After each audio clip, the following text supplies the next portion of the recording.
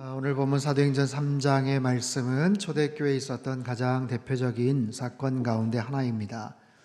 오순절 마가의 다락방에서 성령 체험을 했던 초대교회 성도들, 또 120명의 문도들이 그들의 삶이 놀라운 모습으로 바뀌고 변화되는 것들을 보게 됩니다. 이 땅의 교회가 어떠해야 되는가, 또 교회 가치와 또 삶의 그런 방향들이 어떠해야 되는가, 초대교회 모습들을 통해서 우리가 그 모습들을 우리가 잘 살펴볼 수가 있어요. 교회가 어떻게 시작이 되었고 성도들은 어떻게 변화되었는가, 특별히 제자들의 삶의 모습이 어떻게 바뀌게 됐는가.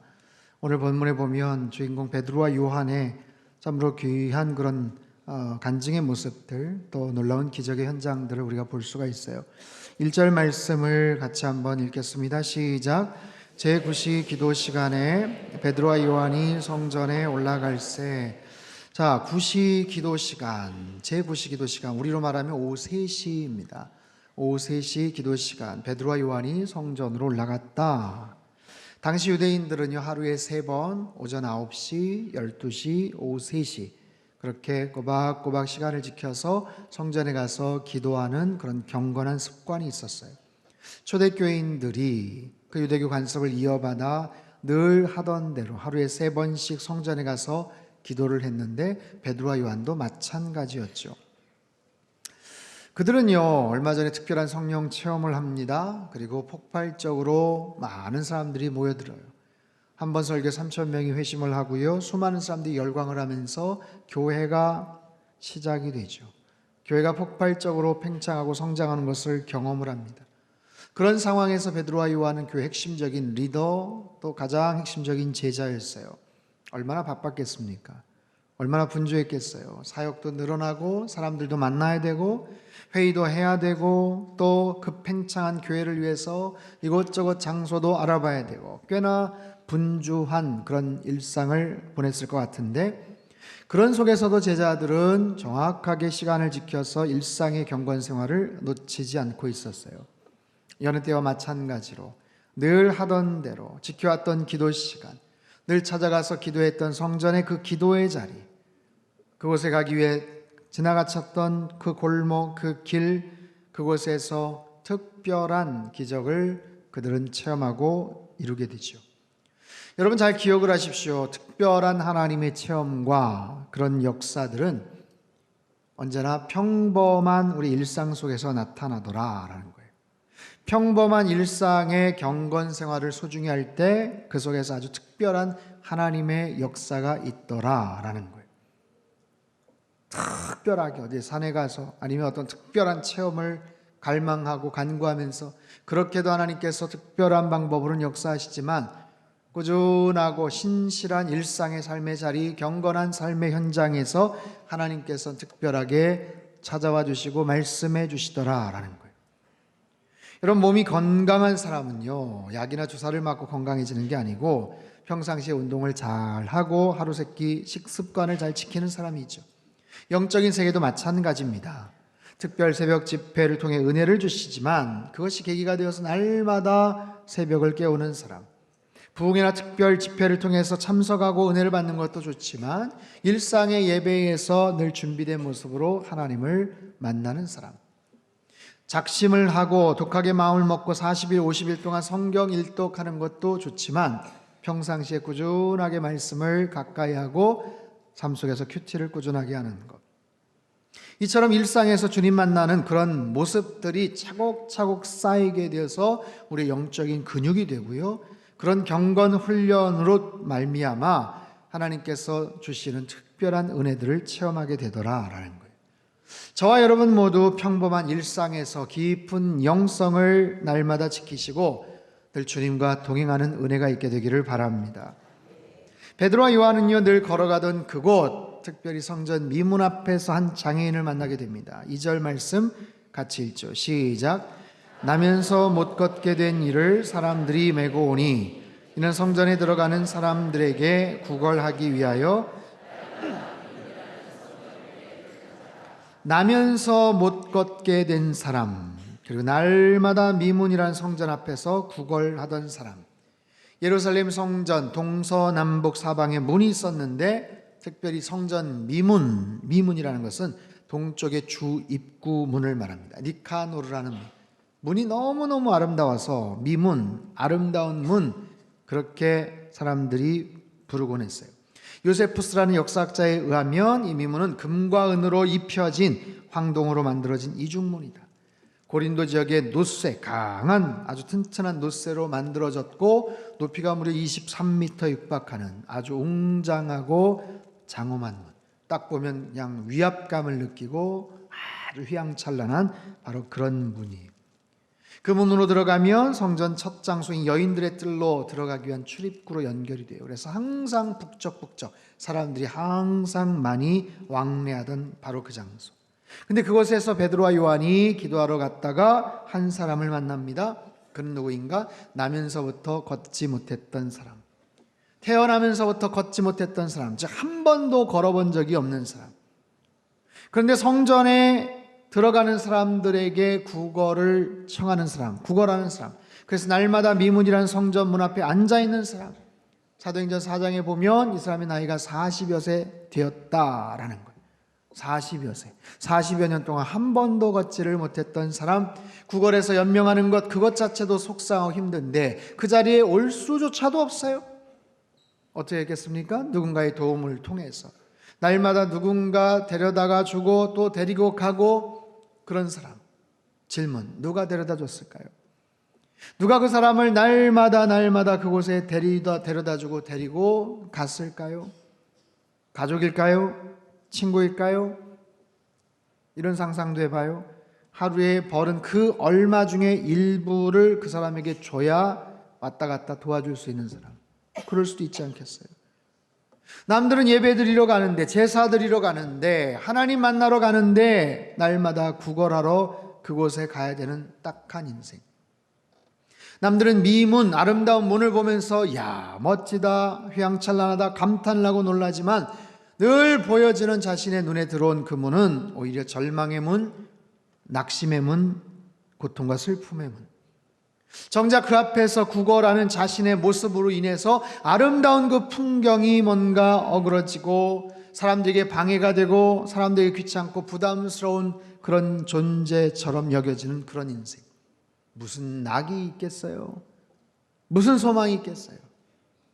무슨 기뻐할 것이 있겠습니까? 40여 년의 그 시간 동안을, 그리고 앞으로 얼마가 될지 모르는 그 시간을 아무런 기대나 소망 없이 그저 불편한 몸 이끌고 구걸하고 어려움을 겪고 있는 그 사람. 여러분, 그런 인생, 그런 사람에게도 소망이 있을까요? 그런 인생도 반전의 그런 결과들이 펼쳐질 수 있을까요? 참 어렵죠. 인간적으로는 불가능해 보이죠. 사람의 생각으로는 도저히 가망이 없어 보이죠. 하지만 예수님의 이름으로는 가능한 줄 믿습니다.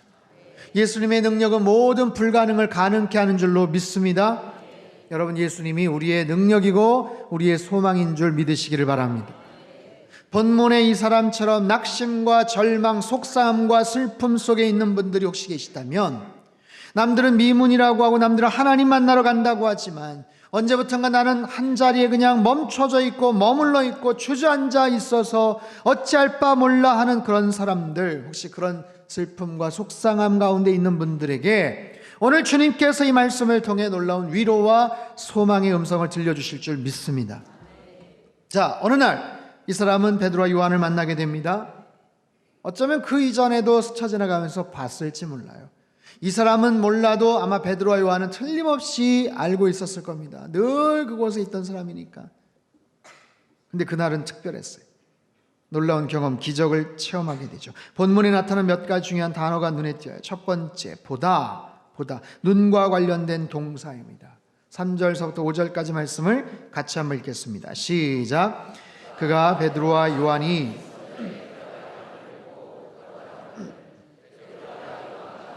주목하여 이르되 우리를 보라 하니 그가 그들에게서 무엇을 얻을까 하여 바라보거늘. 자, 먼저 이 사내가 베드로와 요한에게 구걸을 합니다. 그러자 베드로와 요한이 그를 주목하여 보며 말하죠. 우리를 보라. 자, 특이한 것은요, 오늘 3절에서 앞부분에서 거린이 먼저 베드로와 요한을 봐요. 봅니다. 그냥 보는 거예요. 의미 없이 보는 거예요. 사람들 많이 지나다니니까 그 중에 한 풍경 중에 한 모습처럼 의미 없이 눈앞에 펼쳐져 있는 들어오는 그냥 그 장면 현상을 보는 거예요. 근데 그날따라 이 베드로가 그 거린을 주목하여 봤다라고 얘기해요. 주목하여 봤다. 거린은 평범하게 봤지만 베드로는 주목해서 눈여겨봤습니다. 이 사람을 특별한 목적을 가지고 쏘아보듯 쳐다봤다라는 거예요. 그러면서 거린에게 말을 건네요. 우리를 보라. 우리를 보라. 희한하죠? 지금 보고 있잖아요.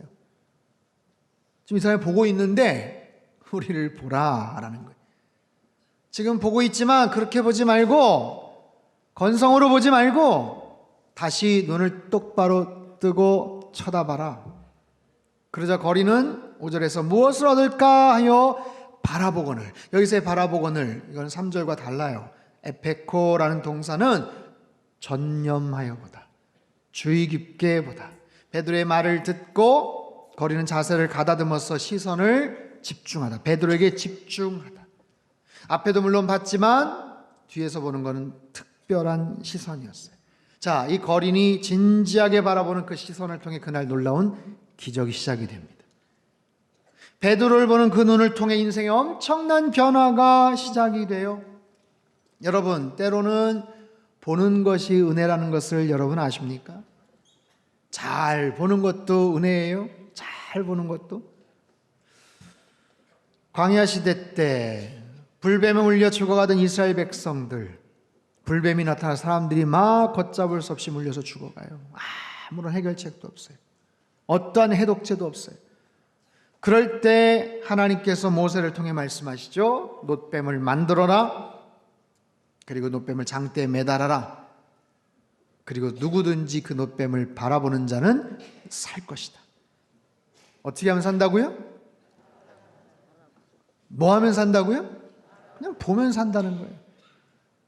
불뱀에 물려서 지금 고열로 시달리고 오늘 내일 하고 지금 위험한 그런 상황에 있는 사람들 걱정하지 마십시오. 그 놋뱀 바라보면 삽니다. 여러분, 보는 게 뭐가 어려워요? 바라보는 게 뭐가 어렵습니까? 그런데 그 사실을 믿지 못하는 사람들, 에이, 그게 무슨 효과가 있겠어? 아니, 보는 게 무슨 효과가 있겠어? 그거 본다고 한들 무슨 특별한 변화가 있겠어? 믿음으로 보고 나은 사람도 있지만 그렇지 않은 사람들도 있었다라는 거예요. 여러분, 십자가의 주님을 바라보는 것, 그것이 뭐가 어렵겠어요? 그러나 믿음을 가지고 바라보는 사람과 그렇지 않은 사람과는 그의 운명과 영생에 대한 모든 것들이 다 완전히 다르게 결정이 돼요. 보는 것에서 기적이 나타나는 줄로 믿습니다. 여러분, 우리가 보는 것을 구별하여 잘 보실 수 있게 되기를 바랍니다.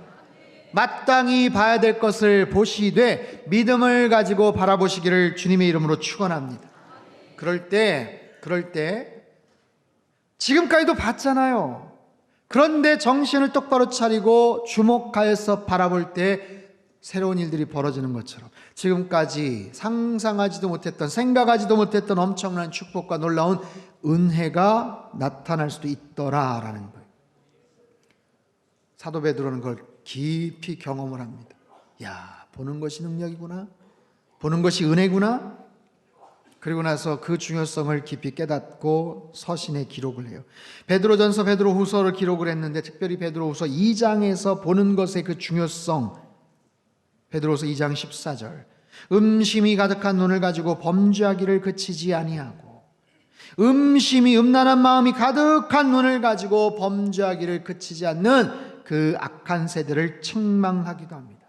보는 것이 얼마나 중요한데 잘못된 마음과 악한 마음과 음란한 마음을 가지고 뭔가를 바라보는 것이 얼마나 치명적인 그런 결과를 가져다 주느냐. 에이, 딱 한 번 봤는데, 딱 한 번 봤을 뿐인데, 그저 마음이 끌려서 그냥 한 번 봤을 뿐인데, 아니요, 그걸 통해서도 뼈저린 후회를 하는 결과가 주어지더라라는 거예요. 대표적으로 누구요? 다윗 아닙니까? 단 한 번의 그릇된 장면을 숨어보다가 그만 밧세바 잘못된 관계에 빠지게 되고 그 결과 말할 수 없는 아픔을 겪게 되죠. 여러분, 보는 것이 그렇게 중요합니다. 오늘날은 비주얼을 아주 중요하게 생각하는 시대예요. 우리 시선을 끄는 것들이 얼마나 많은지 몰라요. 온 사방팔방에 우리의 시선과 우리의 생각을 끄는 것, 우리가 뭔가를 생각해, 우리가 뭔가 마음을 갖고 있어요. 우리가 어떤 행동을 하고 어떤 방향을 향해서 나아가는데 자꾸만 우리의 시선을 자꾸만 끕니다. 우리의 생각을 자꾸만 혼동시킵니다.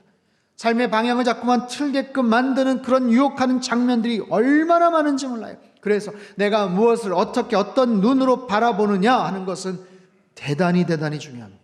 사랑하는 성도 여러분, 우리가 보는 모든 것, 우리의 모든 시선이 은혜로운 것을 바라보며 마땅히 봐야 될 것을 보는 믿음의 시선들 되시기를 주님의 이름으로 축복합니다. 두 번째는 주다. 손과 관련된 동사예요. 자, 이 거리는 뭔가를 얻을 것을 기대하죠. 베드로와 요한 행색도 초라했겠죠. 뭘 얼마나 기대했겠어요. 그럼에도 불구하고 보라고 하니까 눈을 쫑긋 똑바로 뜨고 바라보는데 베드로가 이렇게 얘기를 해요. 6절과 7절 앞부분 시작. 베드로가 이르되 내게 없거니와 내게 있는 이것을 내게 주노니 나사렛 예수 그리스도의 이름으로 일어나 걸으라 하고 오른손을 잡아 일으키니. 자, 베드로는 말합니다. 은과 금은 없지만 네가 원하는 은과 금은 나에게 솔직히 없어. 하지만 나에게 있는 것을 너에게 줄 텐데, 자, 나사렛 예수 그리스도의 이름으로 일어나 걸으라 하면서 오른손을 확 일으켜요. 오래전에 많이 불렀던 복음성가, 금과 은 나 없어도 내게 있는 것 내게 주니 곧 나사렛 예수 이름으로 일어나 걸으라. 아시죠? 그는 걸었네 뛰었네 찬양했네. 그는 걸었네 뛰었네 찬양했네. 곧 나사렛 예수 이름으로 일어나 걸으라. 내게 있는 것을 너에게 주마. 베드로는 분명히 알았어요. 무엇이 자기에게 있는지, 그리고 무엇이 자기에게 없는지. 무엇이 없어요? 은과 금이 없어요. 세상적인 물질이 없어요. 그에게 도와줄 수 있는 뭔가 특별한 돈이 없어요. 은과 금, 그 거린이 원하는 거예요. 원하는 것. 그러나 베드로에게 있어요. 뭐가 있어요? 그에게 정말로 필요한 게 있어요. 보세요. 거린이 원하는 게 있고 거린이 필요한 게 있어요. 원하는 것과 필요한 것, 어떤 게 더 소중할까요? 둘 다 소중하겠죠? 그런데 보세요. 이 거린은 늘 원하는 것을 위해 손을 벌렸어요. 늘 원하는 것. 근데 그렇게 살다 보니까 정말 그 원하는 것, 그거에만 집중하다 보니 정작 필요한 것이 뭔지를 망각했네요. 몇 푼 안 되는 그 금전은 정말 그에게 필요한 것 아니에요. 물론 하루 생활을 위해, 연명을 위해 필요하지요. 그러나 정말로 필요한 것은 몇 푼의 금전이 아니라 낫는 거예요. 일어서는 거예요. 그러나 한 번도 생각해 보지 않았고 기대조차 하지 않았어요. 그래서 베드로와 요한이 말합니다. 은과 금은 나에게 없지만 네가 원하는 건 나에게 없어 솔직히. 하지만 나에게 있는 것, 너에게 정말로 필요한 건 내가 너에게 줄 거야. 어떻게 해요? 무엇을 통해서? 나사렛 예수 그리스도의 이름으로. 그분의 이름에 능력이 있고 그분의 이름에 권세가 있는 줄로 믿습니다. 베드로와 요한의 능력이 아니에요. 그 하나님의 능력, 천지를 창조하신 아버지 하나님의 그 권세와 압도적인 그 능력, 막강한 영적인 에너지가 베드로의 손을 통해서 뿜어져 나오는 거예요. 와, 베드로는 어떻게 이런 확신이 생겼을까요? 그 전에 어디서 연습을 좀 해봤을까요? 몇 명 좀 고쳐봤을까요? 적어도 사도행전, 아니 성경에 나오는 베드로의 첫 번째 기적이에요. 그런데 그 베드로의 그 마음은 베드로의 마음이 아니라 성령님의 마음이에요. 베드로의 생각은 성령님의 생각이에요. 그 안에 가득 찬 성령 충만했던 베드로가 그 환자를, 그 장애인을 보니까 안타까운 마음이 드는 거예요. 극률한 마음이 드는 거예요. 그 영혼을 불쌍히 여기시는 아버지 하나님의 그 마음이 그 성령 안에서 충만하게 그 안에서 임해서 자기도 모르게 그것을 선포하는 거죠. 이것은 베드로의 능력이 아니라 성령님의 능력, 베드로의 마음이 아니라 성령 아버지 하나님의 그 마음, 그 영혼 보니까 불쌍하잖아요. 40여 년 동안 늘 그곳에 와서 얼굴은 찡그리고 소망 없이 살아가는 그 영혼 불쌍하잖아요. 어떻게 좀 해봤으면 좋겠는데, 어떻게 좀 일으켜줬으면 좋겠는데, 돈 몇 푼 주어지고 그냥 빠이빠이가 아니라 정말로 이 사람에게 필요한 것 어떻게 좀 해줬으면 좋겠는데, 성령님께서 그 마음에 감동을 주시고, 은과 금은 나에게 없지만 너에게 정말로 필요한 것 나사렛 예수 그리스도의 이름으로 명하노니 일어나 걸으라. 이런 놀라운 믿음의 담대함이 있었어요. 은과 금은 없지만 놀라운 예수 그리스도의 능력이 있었다고요. 여러분, 중세 한 교황이 토마스 아퀴나스, 신학대전을 쓴 아주 유명한 천주교 신학자입니다. 함께 화려한 금으로 치장된 성 베드로 성당을 둘러보면서 자랑스럽게 이야기합니다. 교황이 말해요. 토마스, 이제 우리는 성경에 나오는 은과 금 내게 없다, 이런 궁색한 이야기 안 해도 돼. 보라고 얼마나 화려하고 정말 휘황찬란하냐고. 그러자 아퀴나스가 그런 얘기를 맞습니다. 더 이상 은과 금 없다, 그런 얘기 할 필요 없죠. 하지만 나사렛 예수 그리스도의 이름으로 일어나 걸어라, 이 말도 이제는 못하게 됐습니다. 능력을 상실한 그런 교회 모습. 언제 말씀을 드렸나요? 1980년대 미국 텍사스의 어느 교회 앞마당에 유전이 발견이 돼요. 석유가 나왔어요. 석유가 빵 터졌어요. 얼마나 기쁜 일이겠어요. 근데 그 일로 교회가 어려움에 처합니다. 왜요? 이 유전을 어떻게 관리할 것인가, 누구에게 돌아갈 것인가. 급하게 교인 총회가 열렸고 그 결과 유전이 발견되기 바로 전까지 교회에 등록한 교인들끼리 나눠 갖자, 그거예요. 소문 듣고 또 사람들이 또 몰려오네요. No thank you, sorry, 더 이상 등록받지 않습니다. 우리 교회 새 신자 안 받습니다. 다른 교회 가십시오. 왜요? 배당금 줄어들 걸 염려해서 교회 오겠다는 사람들 받지 않았어요. 결국에 그 교회는 공중분해가 되고 신앙생활 아주 불행해졌다고 이야기를 합니다. 여러분, 이 모든 사례는 무엇을 말합니까? 은과 금은 있어도 예수 그리스도의 능력을 상실한 그런 안타까운 교회의 모습. 여러분, 교회의 가장 중요한 것이 무엇인가? 우리가 무엇을 자랑해야 하는가? 정말로 있어야 될 것이 무엇인가? 질문합니다. 여러분, 우리의 마음속에는 예수 그리스도로 충만히 채워져 있는가? 우리의 마음 심령 속에는 성령 충만하여 예수 그리스도의 능력이 나타나고 있는가? 그래서 그분으로만 가득하고 그분으로만 찬양이 가득해서 넘쳐나고 그분을 자랑하고 예배하고 말과 행동으로 그 예수 그리스도의 아름다운 모습들이 나타나고 힘들고 어려울 때 그분만을 의지하고 그분께 집중하고 고백하는 그런 모습으로 우리는 충만히 채워져 있는가? 오직 예수님만이 우리의 삶에 충만한가? 그분이 내 인생의 참된 주인인가? 우리 교회에, 우리 공동체에, 우리 개인의 여러분 삶 속에 그분이 충만한 나의 전부로 작용을 하고 있는가? 베드로는요, 자신이 가진 것 나사렛 예수 그리스도의 이름으로 거린의 오른손을 잡습니다. 그리고 일으켜 세웁니다. 손과 손이 맞잡았어요. 베드로와 그 거린의 손이 맞잡아 있어요.